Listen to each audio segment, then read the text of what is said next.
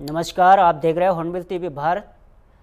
उत्तर प्रदेश के मुख्यमंत्री योगी आदित्यनाथ ने आज मुरादाबाद में अटल आवासीय विद्यालय का उद्घाटन किया।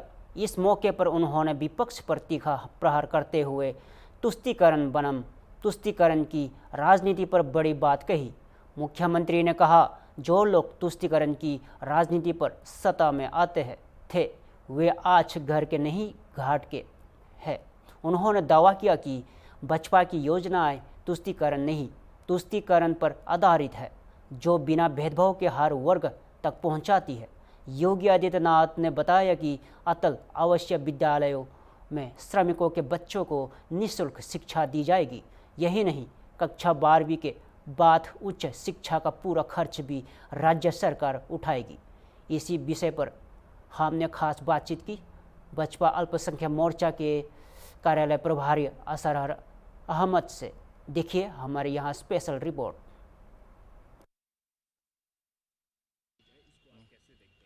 सीएम के कार्यकाल को अगर देखा जाए तो इससे अच्छा कार्यकाल किसी का हो नहीं सकता और इतना बेहतरीन कार्यकाल जो माननीय योगी आदित्यनाथ जी का रहा है, पूज्य हैं, महाराज जी हैं, और इससे बड़ा कार्यकाल किसी ने आज तक नहीं किया। और शांतिपूर्ण ढंग से उत्तर प्रदेश की जनता खुशहाल और खुशहाली समृद्धि की तरफ जा रही है और बहुत अच्छा कार्यकाल रहा उनका। विपक्ष के सरकार में भी महिलाओं का उत्पीड़न होता रहा है, बलात्कार होता रहा है, सारी चीज़ें होती रही है, लेकिन इस सरकार में हमारे एकदम नहीं हो रहा है। और इस सरकार में माननीय योगी आदित्यनाथ जी की सरकार में जीरो, कहीं किसी को दुपक्षियों की तरह से कराई दी जा रही है घटना को दिखाने के लिए। विरोधी होते हैं, हर जगह विरोधी होते हैं, तो वो करा रहे हैं, ऐसा कहीं कुछ नहीं है। इस सरकार में बड़ी शांतिपूर्वक जो है सब कुछ जो है व्यवस्था चल रही है और ठीक है, कोई महिलाओं पर अत्याचार नहीं, कोई कुछ नहीं है ऐसा। जिस तरह से पूर्वांचल में देखा जाए बाढ़ की स्थिति हाँ। भयानक है। हाँ। विपक्ष का कहना है कि सरकार पूरी तरह से फेल है। हाँ। इस पर क्या कहना है? सरकार ने जितना काम किया है बाढ़ में, आप देख लीजिए, हर जो एनडीआरएफ से लेके हर जगह जो है सरकार लगी हुई है। गोरखपुर से लेके आप बनारस तक देख लीजिए, इलाहाबाद देख लीजिए, सरकार लगी है। बाढ़ का पानी कम हो रहा है और लगातार हमारे मुख्यमंत्री माननीय योगी आदित्यनाथ जी ने उत्तर प्रदेश सरकार के जितने कमिश्नर आईएएस डीएम हैं सबको उन्होंने जगह लगाया हुआ है कि बाढ़ पीड़ितों को आवास में रहने की व्यवस्था, खाद्यान्न सामग्री, सारी व्यवस्था जो है लगातार होती जा रही है। कहीं ऐसा कुछ नहीं है। बाढ़ के पानी को न मैं रोक सकता हूँ न आप रोक सकते हो, इसको कोई रोक नहीं सकता है। ये जो है ऊपर प्रभु की माया है, तो ये आ रही है, उसके लिए कोई क्या कर सकता है, ऐसा कुछ नहीं है। रायबरेली में जिस तरह से कल स्वामी प्रसाद मौर्य जी के ऊपर घटना हुई है, जी, उसको लेकर आपको क्या कहना है? मैं इस पे, अगर उनके साथ जो घटना हुई है तो मैं उस पर पहले तो निंदा करता हूं कि ऐसी नहीं होनी चाहिए। इसलिए नेता कोई भी कभी भी कहीं हो सकता है, तो इसकी मैं निंदा करता हूं। दूसरी चीज़ मैं ज़रूर कहूंगा कि उनको कभी हिंदुत्व को लेके या इस तरीके की राजनीति नहीं करनी चाहिए। और उनके साथ जो हुआ वो घटित हुआ है, तुष्टीकरण की गई है, नहीं करनी चाहिए। लेकिन ये किसी भी नेता के साथ किया जा सकता है, ऐसा नहीं होना चाहिए। तुष्टीकरण की राजनीति आजकल देखने को ज्यादा मिल रही है। हाँ। उसको लेकर आपका क्या कहना है? तुष्टीकरण की राजनीति जो विपक्षी हैं वो तो करेंगे ही करेंगे। सत्ता दल अच्छा काम कर रहा है, इसलिए उन्होंने जो है हमेशा विपक्ष का काम कर रहे हैं। उत्तर प्रदेश में मुख्यमंत्री योगी आदित्यनाथ के 8 साल पूरे होने के बाद ये उत्तर प्रदेश में सबसे लंबा कार्यकाल रहा है सीएम का। इसी मुद्दे पर बातचीत करने के लिए हमारे साथ हैं बीजेपी अल्पसंख्यक मोर्चा के असरार अहमद जी। इनसे बात करेंगे। क्या कहना चाहेंगे सर, आप जिस तरीके से उत्तर प्रदेश मुख्यमंत्री योगी आदित्यनाथ के 8 साल पूरे हुए सरकार के? जिस तरह से इन 8 वर्षों में, मैं सबसे पहले तो प्रदेशवासियों को बधाई दूंगा कि आपने ये कर्म योगी को चुना और 2017 से और 2025 चल रहा है। इन 2025 और 17 के बीच में जो योगी सरकार ने महिलाओं के सशक्तिकरण हो या गरीब बेवाओं का भला हो या फ्री में राशन देने की योजना हो, फ्री में आवास देने की योजना हो, फ्री में उनको गैस देने की योजना हो या फ्री में उनको बिजली कनेक्शन देने की योजना हो, इन पर, इन गरीब कल्याण पर जिस तरह से योगी सरकार ने ख़ास काम किया है, तो उनमें सबसे ज़्यादा भला गरीब तबके का हुआ है, गरीब मुसलमानों का हुआ है, गरीब पसमानदा मुसलमानों का हुआ है। दूसरी चीज़, हमने उत्तर प्रदेश में योगी सरकार ने कानून व्यवस्था को मजबूत किया है, यहाँ की गुंडागर्दी को ख़त्म किया है, यहाँ की जर्जर व्यवस्था को ख़त्म किया है। हमने उन सपाई और बसपाई गुंडों को ख़त्म करने का काम किया है जो अराजकता फैलाते थे, जो यहाँ की कानून व्यवस्था को में बाधा डालते थे, जो कानून व्यवस्था को ध्वस्त करते थे। हमने उनको ध्वस्त करने का काम इन 8 वर्षों में किया है। मुख्यमंत्री योगी आदित्यनाथ ने कल एक बड़ा बयान दिया है कि जिस तरीके से तुष्टीकरण की जो राजनीति चलाने वाले रहे हैं, ना वो घर के हैं ना घाट के हैं, इसको आप किस तरीके से देखते हैं? बिल्कुल दुरुस्त कहा उन्होंने। भाई मस्जिद जो है वो इबादत की जगह है, आप वहाँ क्यों आप मीटिंग कर रहे हैं? भाई अपने सांसदों को ले जाके धर्म को धर्म की आंखों से देखना चाहिए, ना कि आप उसे राजनीति का अड्डा बना रहे हैं। भाई आप उससे क्या हासिल करना चाह रहे हैं? आप मुसलमानों का विश्वास हासिल करना चाह रहे हैं, आप उनको आग में झोंकना चाह रहे हैं, आप उनको दंगाई बनाना चाह रहे हैं। अरे कानून व्यवस्था की बात करिए ना। अब जो गरीब मुसलमान है उसको राशन मिल रहा है, उसको आवास मिला है, उसको शौचालय योजना है या जो भी योजनाएं हैं सरकार की, लगभग सबसे ज़्यादा हकदार वही हुआ है, सबसे ज़्यादा उसको मिला हुआ है। और आप तुष्टीकरण की राजनीति करते हैं, जबकि भाजपा जो है सबका साथ सबका विकास और सबके विश्वास के तहत जिस तरह से उसने काम किया है, तो ये नतीजा है कि आज मुसलमान जो है एजुकेशन में आगे बढ़ रहा है। 51 IAS पास हुए, नीट में लोग पास हो रहे हैं। आज मदरसा जो है वो आधुनिकीकरण की ओर बढ़ा है। आज लोगों को कंप्यूटर दिख रहा है, एक हाथ में कुरान और एक हाथ में कंप्यूटर दिख रहा है लोगों के। धर्मांतरण को लेकर आप क्या कहेंगे? कैसे देखते हैं? विपक्ष लगातार सवाल खड़े कर रहा है कि इन्हीं की सरकार थी और कैसे वो इतना बड़ा धर्मांतरण कर रहा था, इनको इनपुट नहीं प्राप्त हुआ। कितने सालों से वो धर्मांतरण कर रहा था, लगातार विपक्ष सवाल खड़े कर रहा। आप इसको किस तरीके से देख रहे हैं? देखिए, विपक्ष के पास न नीति है न नियत है, एक चीज़। दूसरा ये है कि विपक्ष के पास कोई मुद्दा नहीं है। अगर हम इतिहास खोजेंगे, जिस छांगुर बाबा की बात हो रही है या आदर में जो लोग निकले हैं, चाहे वो आगरा का मैटर हो या जो भी मैटर आ रहे हैं, इस तरह के जो लोग हैं कहीं ना कहीं ये समाजवादी पैटर्न पे काम कर रहे हैं, कहीं ना कहीं ये समाजवादी पार्टी के इशारों पे ये लोग काम कर रहे थे। आज का धर्मांतरण तो है नहीं, जब उसका इतिहास चिट्ठा खुला तो पता चला कितने करोड़ रुपए उसके खाते में आए। भाई आपकी सरकार सो रही थी क्या? इसका मतलब है आप बढ़ावा दे रहे थे। जब मेरी सरकार आई हमने उस पर नकेल कसा, हमने उसको जेल भेजने का काम किया, हमने उसकी संपत्ति को, अवैध संपत्ति को जब्त किया, तो आपको दर्द हो रहा है, आपके पेट में दर्द हो रहा है, क्योंकि आपका तुष्टीकरण की जो राजनीति है, जो आपका वोट बैंक है, वो आपसे कहीं ना कहीं खिसकता हुआ नजर आ रहा है। इसलिए आप उस चीज़ का विरोध करते हैं। जब जब कानून व्यवस्था की बात आती है तब तब समाजवादी पार्टी के लोग जो है विरोध करते हैं। इसलिए विरोध करते हैं क्योंकि वो यहाँ की कानून व्यवस्था को ध्वस्त करना चाहते हैं, यहाँ की कानून व्यवस्था को बिगाड़ना चाहते हैं, जो योगी सरकार ने इन 8 वर्षों में काम किया है। क्या कहना चाहेंगे कांवड़ यात्रा को लेकर? जिस तरीके से खबरें फैलाई जा रही, भ्रमिक खबरें फैलाई जा रही थी, कई बार दंगा होने का प्रयास किया गया, तो इसको आप कैसे देखते हैं? देखिए, कांवड़ यात्रा जो है वो आस्था की प्रतीक है। अगर कोई आस्था के तहत निकल रहा है तो लोग पुष्प वर्षा भी कर रहे हैं, मुख्यमंत्री योगी आदित्यनाथ खुद भी कर रहे हैं, उनके अधिकारीगण भी कर रहे हैं। कहीं कहीं मुसलमान समाज आप देखेंगे वो भी पुष्प वर्षा कर रहा है, लोगों को पानी पिला रहा है, लोगों को फलें बांट रहा है। देखिए, ये एक सद्भावना है, एक प्यार, आपसी जो प्यार मोहब्बत है, हिंदुस्तान की जो गंगा जमुनी तहजीब है उसको मजबूत। आपके पेट में दर्द हो रहा है तो आप अपने लोगों को भेज दे रहे हैं कि जाओ दंगा कराओ, जाओ उनको मारो पीटो, जाओ हुड़दंग मचाओ। तो ये जो अराजक तत्व लोग हैं, जो इनमें 2-4 तत्व हैं, ये कहीं ना कहीं इनका समाजवादी पार्टी से ताल्लुक़ है और ये चाहते हैं कि यहाँ की जो गंगा जमुनी तहजीब है वो बर्बाद हो। ये तो हमेशा जातवाद पे वोट मांगते हैं, इनका काम है कि जात पे बांटो और राज करो। तो ये जो PDA इन्होंने बनाया, परिवार डेवलपमेंट अथॉरिटी बना रखी है, आप PDA पे काम करिए जिस तरह से योगी और मोदी काम कर रहे हैं, पसमंदाओं पे काम कर रहे हैं, पिछड़े दलित समाज पे काम कर रहे हैं, उनको आगे बढ़ा रहे हैं, उनको एजुकेशन दे रहे हैं, अच्छी तालीम मिल सके, इसलिए ये सरकार काम कर रही है। आप कह रहे हैं PDA पर काम करें। जिस तरीके से PDA पाठशाला शुरू हुई है लेकिन उन पर FIR होने लग रही है, तो इसको आप कैसे देखते हैं? देखिए, वो PDA नहीं है, उनका परिवार है। परिवार में सभी सांसद हैं, चाहे वो इनके चच्चा हों, भाई भतीजे हों या इनके घर परिवार में अगर कल का बच्चा पैदा हुआ उसको भी ये सांसद बनाने की ओर ले चलते। आप यहाँ के, इसका मतलब है कि आप जो है यहाँ जिसके नाम पे आप वोट मांगते हैं, दरी बिछाने का काम करवाते हैं, आप उनको भी तो टिकट दीजिए, उनकी भी तो हिस्सेदारी है, उनकी भी तो हकदारी है। आप उनको नहीं देंगे, आप तो अपने परिवार का बढ़ावा दे रहे हैं, ना कि PDA का बढ़ावा दे रहे हैं। ये थे हमारे साथ बातचीत करने के लिए अल्पसंख्यक मोर्चा के कार्यालय प्रभारी। इनका साफ तौर पर कहना है जिस तरीके से उत्तर प्रदेश के मुख्यमंत्री योगी आदित्यनाथ कानून व्यवस्था को दुरुस्त कर रहे हैं, लेकिन सपा जिस तरीके से, जब उत्तर प्रदेश की कानून व्यवस्था दुरुस्त होती है लेकिन सपा लगातार हमला करना चालू कर देती है और कानून व्यवस्था को ध्वस्त करना चाहती है। वीडियो जर्नलिस्ट अनिल सैनी के साथ निहाल पांडे, हॉर्नबिल टीवी, लखनऊ।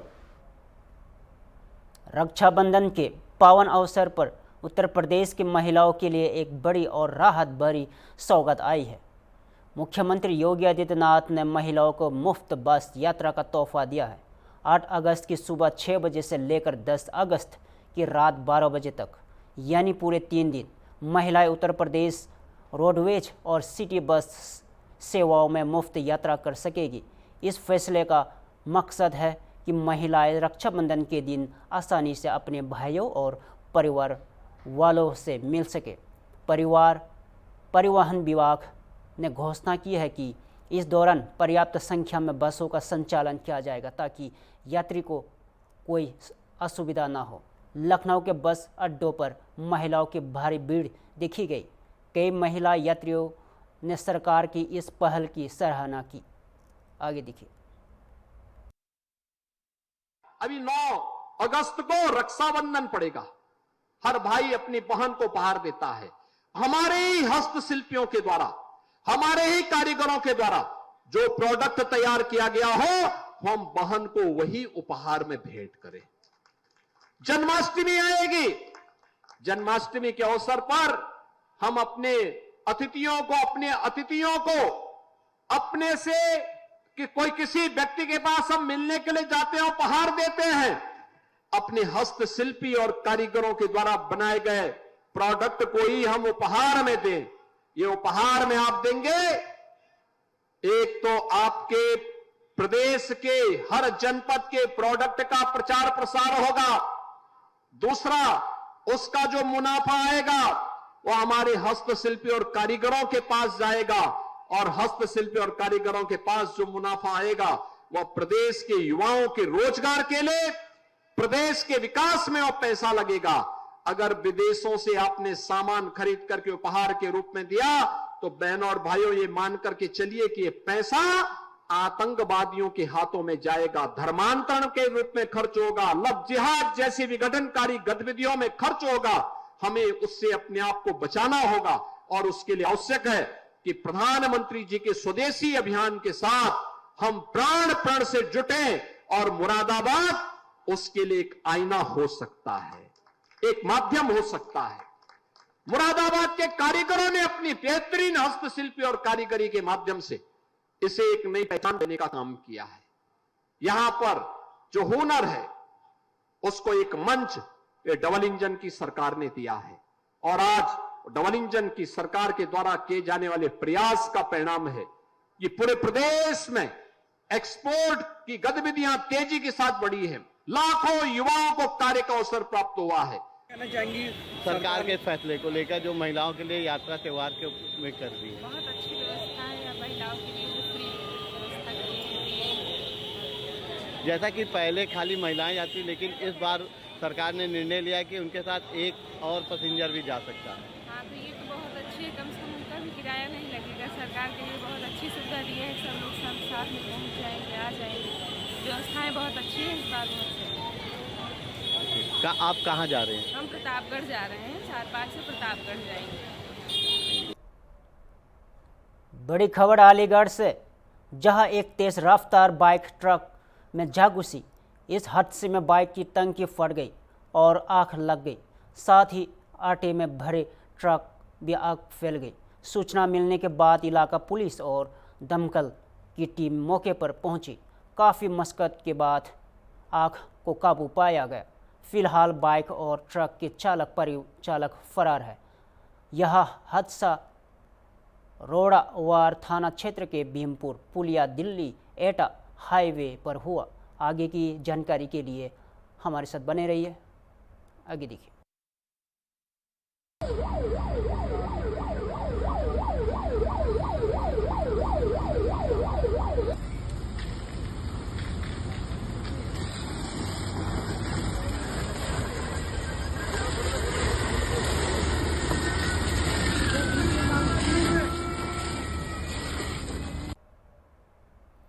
जनौर जिले से इस वक्त व्यापक बाढ़ की स्थिति है। नदियों में उफान आने के कारण हजारों लोग अपने अपने घरों से बेघर हो गए हैं, लेकिन जिले के धामपुर कस्बे में आई इस बाढ़ ने कुछ लोगों के लिए रोजगार के नए रास्ते खोल दिए हैं। धामपुर में इकड़ा और गंगन क्षेत्र में बाढ़ के पानी के साथ मछलियां बह कर आ रही है। इस मौके पर फ़ायदा उठाते हुए कई लोग मच्छरदानी और मछली पकड़ने वाले जाल से मछलियां पकड़कर उन्हें बेच रहे हैं। मछली बेचने वाले स्थानीय लोगों का कहना है कि जब अन्य काम धंधे बाढ़ के कारण बंद है तो यहाँ थोड़ी मेहनत से रोजाना 10 से 20 किलो मछली पकड़कर लगभग 100 रुपये किलो की दर से बेचकर अपना खर्चा चलाया जा सकता है। धामपुर के रामलीला मैदान के आसपास रहने वाले 10 से 15 लोग पिछले 3 दिनों से इस काम में जुटे हुए हैं और अच्छे खासे पैसे कमा रहे हैं। ये लोग अलग अलग स्थानों पर मछली पकड़ने जाते हैं, कुछ घंटे में ही मछलियाँ बेचकर वापस लौट आते हैं। यहाँ बाढ़ की आपदा बीच पर अनोखी पहल है जो ज़रूरतमंदों के लिए सहारा बन रही है। नाम मेरा अजय कुमार सैनी भैया जी। ये क्या मामला है यहाँ पे बताओ। यहाँ पे भैया पानी आ गया तो मच्छी पकड़ी जा रही है, मच्छी पकड़ रहे हैं हम लोग। अच्छा, कहाँ से आ रहा पानी है? ये पानी भाई साहब इधर से आ रहा है, लेकिन रोड पे से, हाईवे पे से। अच्छा, हाईवे से। तो कितनी मछली पकड़ ली लगभग? पकड़ ली होंगी भाई साहब 5-6। बेच भी रहे हो आजाद? नहीं भाई साहब, जो लेने आ रहा है उसको दे देते हैं। क्या रेट है? 100 रुपये किलो भाई। कौन कौन सी मछली है? रबू मच्छी है भाई। अच्छा, कहाँ की ये कहाँ की बात है? ये रामलीला ग्राउंड शिव कॉलोनी की, धामपुर में। ट्रेन के सामने रोड। कब से पकड़ रहे हो आप? हम सुबह से पकड़ रहे हैं। सुबह से? ठीक है, क्या इरादा है, कब तक पकड़ेंगे? भाई जब तक आएगी जब तक पकड़ेंगे, नहीं चले जाएंगे। चलो, कितनी पकड़ ली लगभग अब तक? लगभग होगी 4-5 किलो। 4-5 किलो पकड़ ली जी भाई। कौन कौन सी मछलियाँ हैं? भाई रबू मच्छी है, सोली मच्छी है, सिंगी है। ठीक। लोकसभा में विपक्ष के नेता राहुल गांधी ने एक बार फिर भारतीय चुनाव आयोग और भाजपा पर बड़ा हमला बोला है। बेंगलुरु में आयोजित वोट अधिकार रैली में बोलते हुए राहुल गांधी ने आरोप लगाया कि पिछले चुनाव में वोट की चोरी हुई है और उन्होंने चुनाव आयोग से पिछले 10 वर्षों की मतदाता सूचियां और मतदान केंद्रों की वीडियो रिकॉर्डिंग तुरंत सार्वजनिक करने की मांग की है। राहुल गांधी ने यह भी कहा कि कल हुई उनकी प्रेस कॉन्फ्रेंस में उन्होंने 100% प्रमाण के साथ यह साबित किया है कि चुनाव आयोग और भाजपा मिलकर चुनाव में धांधली कर रही है। उन्होंने दावा किया कि 2024 के महाराष्ट्र विधानसभा चुनाव में उनकी पार्टी और सहयोगियों को धांधली के चलते हार का सामना करना पड़ा। इसके साथ ही उन्होंने कहा कि कर्नाटक में किए गए एक सर्वेक्षण में संकेत मिला था कि कांग्रेस को लोकसभा चुनाव में 15 से 16 सीटें मिलने की संभावना थी। आगे सुनिए।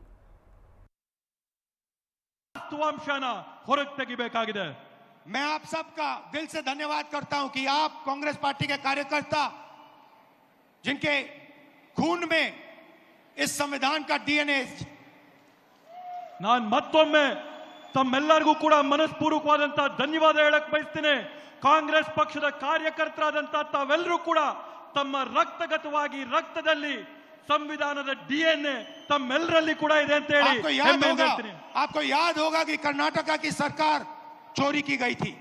ತಮಗೂ ಕೂಡ ನೆನಪಿರಬಹುದು, ಈ ಹಿಂದೆ ಕರ್ನಾಟಕ ರಾಜ್ಯದ ಸರ್ಕಾರನ ಕೂಡ ಕಳ್ತನ ಮಾಡಿದ್ದಂತದ್ದು। पैसा देकर चोरी की गई थी, ಕಾಸುಗಳನ್ನ ಕೊಟ್ಟು ಹಣ ಕೊಟ್ಟು ಸರ್ಕಾರ ಕಳ್ತನ ಆಯಿತು। और मैं आपसे अब कह रहा हूं 100% सबूत के साथ कि लोकसभा में भी आपसे चोरी की गई है। ನಾನು ಮತ್ತೊಮ್ಮೆ ತಮ್ಗೆ ಹೇಳ್ತಾ ಇದ್ದೀನಿ, 100ಕ್ಕೆ 100 ವಿಶ್ವಾಸದೊಂದಿಗೆ ಹೇಳ್ತಾ ಇದ್ದೀನಿ, ಸಾಕ್ಷಿ ಆಧಾರದ ಜೊತೆ ಹೇಳ್ತಾ ಇದ್ದೀನಿ, ಲೋಕಸಭೆಯ ಚುನಾವಣೆ ಕೂಡ ಕಳ್ತನ ಆಗಿದೆ ಅಂತ ಹೇಳಿ। बीजेपी की विचारधारा इस संविधान के खिलाफ है। ಬಿಜೆಪಿ ಅವರ ತತ್ವ ಸಿದ್ಧಾಂತ ಈ ಸಂವಿಧಾನದ ವಿರೋಧವಾಗಿದೆ। और ये हिंदुस्तान के गरीब लोगों का, किसानों का, मजदूरों का, छोटे व्यापारियों का हथियार है। ಇವತ್ತು ಈ ಸಂವಿಧಾನ ಈ ದೇಶದಲ್ಲಿರ್ತಕ್ಕಂಥ ಬಡವರು, ಕಾರ್ಮಿಕರು, ರೈತರು, ಕೂಲಿ ವರ್ಗದವರು ಇವರೆಲ್ಲರ ರಕ್ಷಣೆಗಿರ್ತಕ್ಕಂಥದ್ದು ಈ ಒಂದು ಪವಿತ್ರ ಪುಸ್ತಕ ಮಾತ್ರ। और हर कांग्रेस पार्टी का कार्यकर्ता और नेता इसकी रक्षा करेगा। ಮತ್ತೆ ಪ್ರತಿ ಕಾಂಗ್ರೆಸ್ ಪಕ್ಷದ ನಾಯಕರುಗಳು, ಮುಖಂಡರುಗಳು, ಕಾರ್ಯಕರ್ತರು ತಾವೆಲ್ಲರೂ ಕೂಡ ಇದರ ರಕ್ಷಣೆಯನ್ನ ಮಾಡಬೇಕು ಅಂತ ಮನವಿ ಮಾಡ್ತೀನಿ। और इलेक्शन कमीशन को एकदम हिंदुस्तान की सारी इलेक्ट्रॉनिक वोटर लिस्ट पिछले 10 साल की हमें दे देनी चाहिए। ಚುನಾವಣೆ ಆಯೋಗ ಇವತ್ತು ಈ ದೇಶದಲ್ಲಿ ನಡೆದಂತ ಕಳೆದ 10 ವರ್ಷದ ಚುನಾವಣೆಗಳ ಮತದಾರರ ಪಟ್ಟಿನ ಈ ಕೂಡಲೇ ಬಿಡುಗಡೆ ಮಾಡಬೇಕು ಅಂತ ಆಗ್ರಹ ಮಾಡ್ತೇವೆ. और वीडियोग्राफी भी दे देनी चाहिए. ಅದರ ಜೊತೆ उत्तराखंड के उत्तरकाशी जिले में हाल ही में हुए बादल फटने और अचानक आई बाढ़ के बाद हालत अब भी गंभीर बने हुए हैं। मुख्यमंत्री पुष्कर सिंह धामी लगातार दूसरे दिन भी धराली हारसिल घाटी में राहत और बचाव कार्यों की निगरानी कर रहे हैं। मुख्यमंत्री ने अधिकारियों को सख्त निर्देश दिए हैं कि सड़क, बिजली, संचार और खाद्य आपूर्ति का यथाशीघ्र बहाल किया जाए ताकि सामान्य जीवन पटरी पर लौट सके। उन्होंने कहा कि सरकार की प्राथमिकता सभी प्रभावित लोगों को सुरक्षित निकालना और उन्हें हर संभव मदद देना। सरकार ने हवाई राहत अभियान भी तेज कर दिए हैं। हेलीकॉप्टरों की मदद से फंसे हुए लोगों को मटली हेलीपैड तक लाया जा रहा है, जहां से उनकी आगे की यात्रा की पूरी व्यवस्था की गई है। मुख्यमंत्री धीमी का कहना है कि जब तक स्थिति पूरी तरह सामान्य नहीं हो जाती तब तक राहत कार्य तेजी से और सतत रूप से जारी रहेंगे।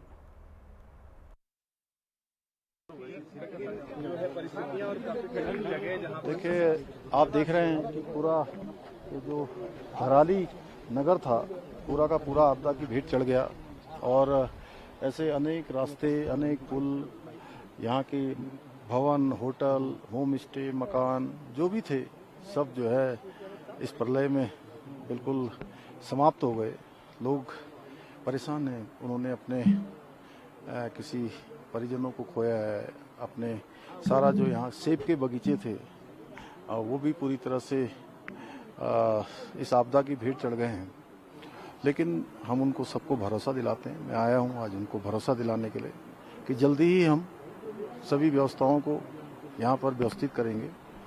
यहाँ पर बिजली अभी बिल्कुल पूरी तरह से लॉस्ट हो गई है। जल्दी से जल्दी हमारा प्रयास है कि यहाँ पर फिर से बिजली आए। टेलीफोन के टावर पूरी तरह से क्षतिग्रस्त हो गए हैं, जिससे कनेक्टिविटी बिल्कुल समाप्त हो गई है। हमारा प्रयास है जल्दी से जल्दी बीसेट एक आज आ गया है मातली तक, उसको जल्दी से जल्दी यहाँ पर रिस्टॉल किया जाएगा। इसी प्रकार बिजली के लिए भी काम हो रहा है। सड़क कई जगह से क्षतिग्रस्त हो गई है, क्योंकि गंगोत्री से यहाँ तक तो मार्ग बना है लेकिन आगे का सारा मार्ग समाप्त हो गया है।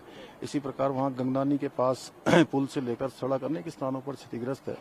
सभी लोग मिलकर स्टेट का PWD department, NH, BRO, NDRF, STRF, सेना के लोग, ITBP के लोग, अन्य एजेंसियों के लोग सभी हमारी मदद के लिए आ रहे हैं और सबका मिलकर प्रयास है कि जल्दी से जल्दी सब व्यवस्थाएं ठीक हों। और हमारे लगभग 500 करीब यहाँ यात्री थे, जिसमें से 400 लोगों को लगभग अभी तक मातली, उत्तरकाशी और देहरादून अभी तक रेस्क्यू किया जा चुका है। जो लोग अभी यहाँ गंगोत्री से चल के अन्य स्थानों से चल के जो हरसिल में सेना का कैंप है वहाँ से चिनूक हेलीकॉप्टर से और स्टेट के हेलीकॉप्टरों से लगातार उनको रेस्क्यू किया जा रहा है। आज शाम तक मौसम यदि सही रहता है तो सारे यात्री जो पूरे देश भर के यात्री हैं यहाँ पर दर्शन के लिए आए, उन सभी को सुरक्षित स्थानों पर पहुँचा दिया जाएगा। और धराली मेरा गांव फिर से आबाद हो, फिर से सारी व्यवस्थाएं वहाँ पर अवस्थापनाएं बने, उसके लिए हमारी सरकार हर संभव पुनर्वास से लेकर सभी प्रकार की व्यवस्थाएं करेंगी। बच्चों के लिए आज यहाँ पर दूध इत्यादि की व्यवस्था हो रही है, अन्य व्यवस्थाएं दवाइयों की, भोजन की, सभी व्यवस्था यहाँ पर कर रहे हैं, कपड़ों से लेकर। और हमारा प्रशासन फिलहाल के लिए इतना ही। ताज़ा खबरों के लिए जुड़े रहे हैं हॉर्नबिल टीवी भारत के साथ।